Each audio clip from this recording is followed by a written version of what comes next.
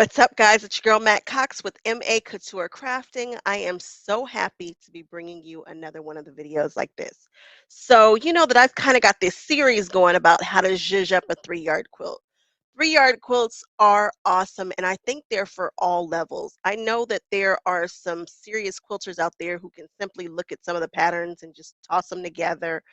But one of the things that I love about them is that the pattern is already done for you. You don't have to be worried about dimensions and things like that. And yes, we can do quilt math, but sometimes I just don't want to. And I find that when I'm doing my own patterns, I just mess up stuff. It usually comes out, but yeah, it I've been known to screw up a number here or there, and it just happens. But all that to say that there is a 3-yard quilt out there for everybody. And I like to show you guys ways to zhuzh them up, give them a little something extra or different, or stretch them, or use more fabric, or just some creative ways to play with 3-yard quilts. So this is going to be another how to zhuzh up a 3-yard quilt. So I checked out this pattern, and really how it came about is because hanging out at my quilters, I would be going through all of her patterns and I'm like, geez, I really want to use this one. And there was never an appropriate place to use it. So this zhuzhing up will be about your quilting. Now, I use a long armor for most of my larger quilting needs, but maybe you are a quilter who works on a domestic and you've got some really cool designs that you want to try out. This pattern might be where you want to show them off. This pattern did just exactly what I wanted it to do. It is, I put it together specifically to show off the quilting pattern. And so I did something really, really, really weird, and I'm super proud of it. And you know that 3-yard quilts, there is usually 3 colors and 3 yards of fabric. And in your number one, that's going to be your focal fabric. Well, for my focal fabric, I chose pitch black. What? Yes, pitch black. Because why? It's all about the quilting. And so if you'd like to see this quilt come together, it's really an easy quilt. And there's a bunch of stuff that you could do with this pattern, but I chose that this particular pattern simply to show off my long arm quilting. Like that's it. And the pattern is just, this is one of those quilts when you're doing it, you're like, oh, I'm on to something. Like this is a good one. And another cool thing about this quilt is the fabric that I used. If you'd like to get this kit, check out Quilt In with Soul and tell them to put you together this kit. The quilt is stunning. When I say stunning, I mean stunning. And also, I'm going to put the information to my long armor in the description box too. Give her a call. She accepts shipping. She has a gazillion, like anything you can think of. She's got every design. And if she doesn't have it, you can certainly have her purchase it, and she'll totally do it. And I love my long arm quilter because she doesn't make you feel funky if you are not a perfectionist quilter. Also, it's an Anne Bright design. So if you want your long arm quilter, if you want to purchase the design, it's by Anne Bright. And I'll go on ahead and link that too. Either check out my website or check out the description bar for all the information about this quilt. But yes, Quilt In with Soul, you guys know them. They are the super exclusive Facebook group that you have to give them an actual call, or you have to go on Facebook and say that you'd like to order them. Quilt In with Soul to put together this kit. The fabric is super duper awesome because it's double-sided. It's got super duper shiny metallic accents on one side, and it's got just the regular wax print on the other side. And I went ahead and played with that too. So this quilt has a lot of stuff going on, but when I tell you it's stunning, and I think I'm onto something with this quilt, you guys, trust me. I don't know if these pictures are going to do it justice, but it is striking. I think it'll look great laid across the foot of your bed, across a chair, in your living room, wherever you decide to put it. You guys, trust me, this quilt is a neat one. All right, if you guys would like to see it all come together and what on earth I'm talking about, keep watching, and I'll see you later. Bye-bye.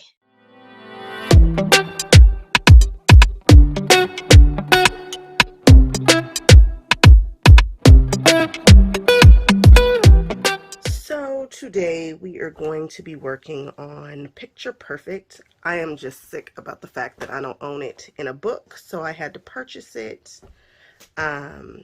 It's in book 1, and I don't have book 1.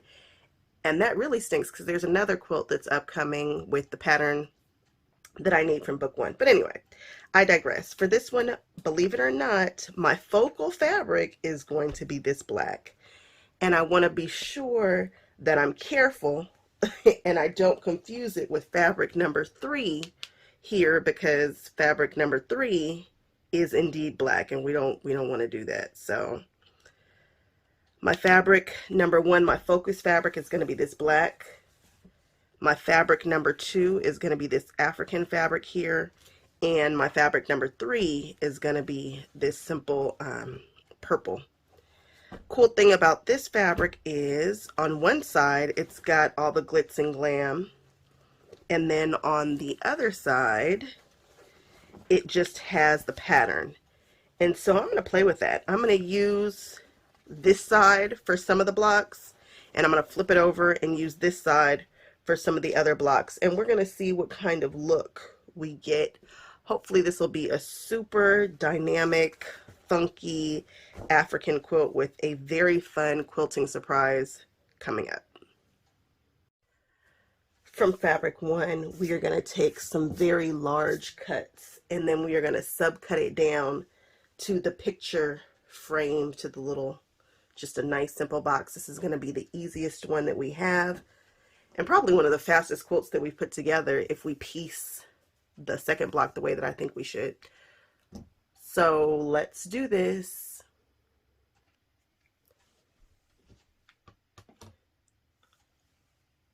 Okay, I'm taking these nice big cuts. I've already cut one. I'm getting ready to cut another one. And I noticed, like in my videos lately, I haven't been showing myself cutting fabric because it's probably not the most interesting thing I do. But I do want to make sure that I'm showing everybody that I do use the tools that I'm recommending. This is my absolute favorite ruler for my big stuff. It's by Quilter Select. It's the 8.5 by 24. And now that I have affiliates and all that kind of thing, because this is now a business and not just for funsies, I want you to actually see that I use the things that I'm suggesting, not just trying to run around and do a cash grab. It's very important to me that I build a relationship of trust with you all, and you don't think I have lost my mind with just trying to sell you anything. No, I actually use this ruler 99%. Actually, I use this ruler for this type of stuff 100% of the time. This is my jam. This is my big ruler, and I prefer it over like a 6.5. I have another 6.5 ruler. I have a couple of other 6.5 by different brands, but this ruler right here is my jam. And you know, this is always my go-to rotary cutter. I have some fancier ones, some cuter ones, but really that's my jam, period, point blank. And that's the OLFA 45mm. Now from this, I need to subcut. Now what makes this really funny is this is just a solid color, and I could absolutely get this done in one swipe. I could stack up 2, 4, 6 of the of these panels and cut them very quickly. That is a wonderful way to go faster. I, however, have met myself, and I've already not pressed this super flat.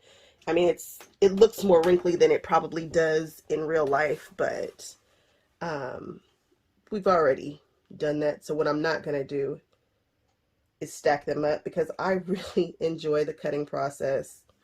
Practice a little mindfulness, chill out. Even though I'm a super fast sewer and I'm trying to produce a gazillion quilts this year, I like to cut. So yes, I'm doing it the long way, the hard way. I need to get 4 subcuts from this at the sizes that the pattern calls for. Not my pattern, so I can't give you the sizes. And I'm getting ready to cut the wrong size as I'm talking. But yeah, so you could stack these up and be done with 1, 2 cuts and then on to the next block. And that would really make this a very fast quilt. So I did exactly what I said I wasn't going to do, and I did stack up these lacks too, just because I just couldn't make it make sense not to do that. So here we have all the blocks that we need. These are our focal boxes. Can you believe that this is our focal fabric? Oh my gosh, that's insane. This is the amount of waste that you have left over from this particular cut. You have, at least the way that I did it, I didn't try to salvage it per se or try to get the largest pieces that I could, but you have 3 of these and then this little strip with the fabric here that's left over, and you might be able to do a little something something with these for sure. Okay, on to fabric number 2, which is where we really start doing a bit more cutting. This is such a unique fabric here.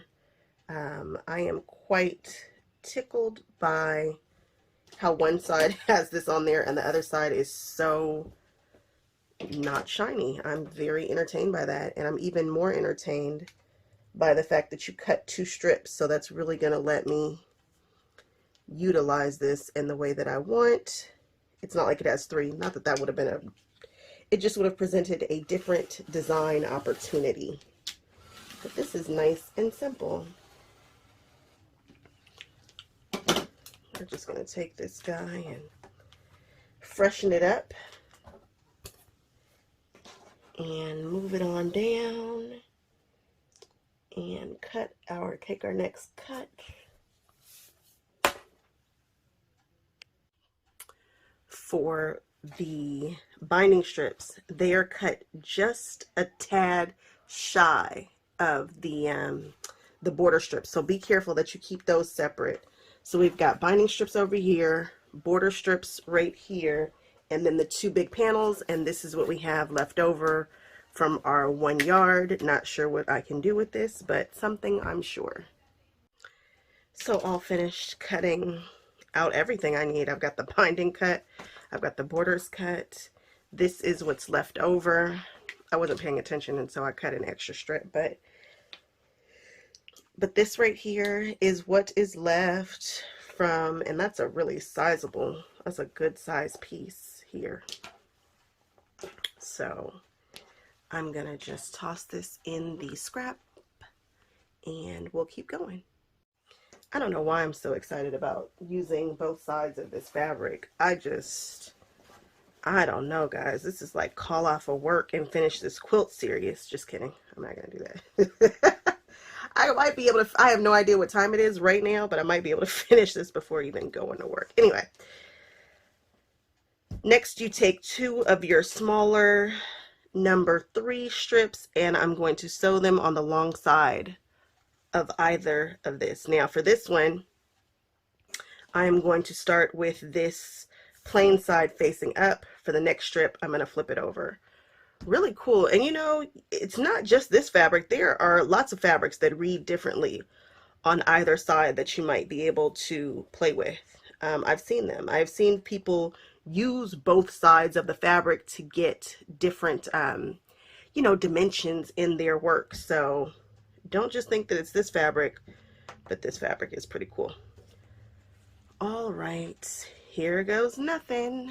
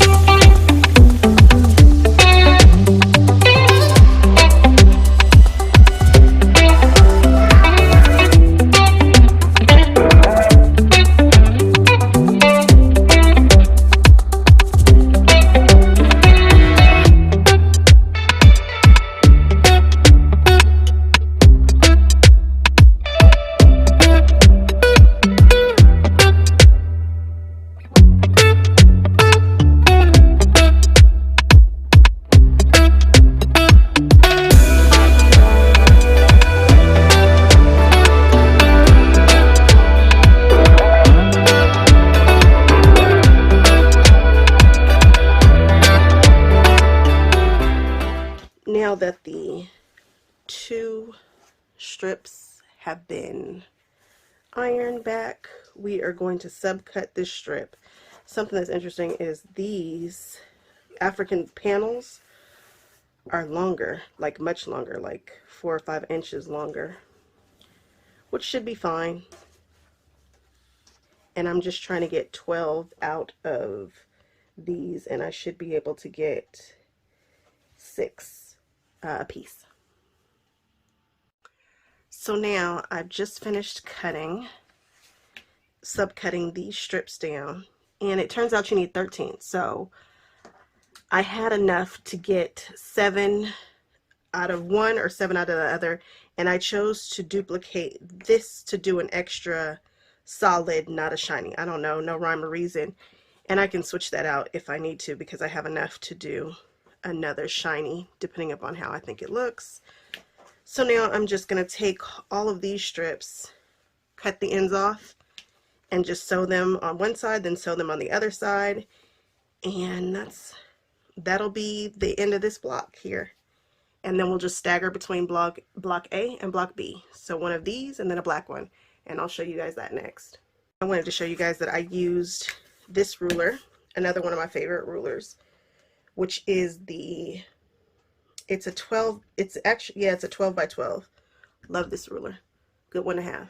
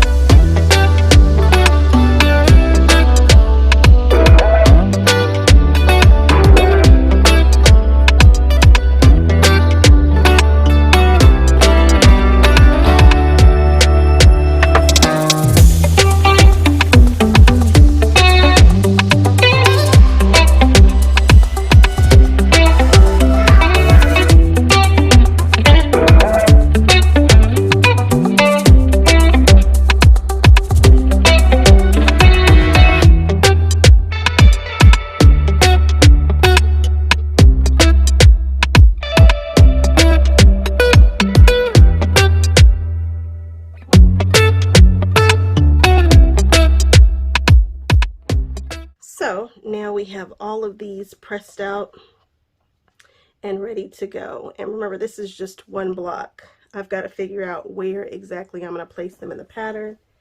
And then we have our second block that is also nice and fully pressed out, and we're just gonna every other one and sew them all together in a couple of different rows.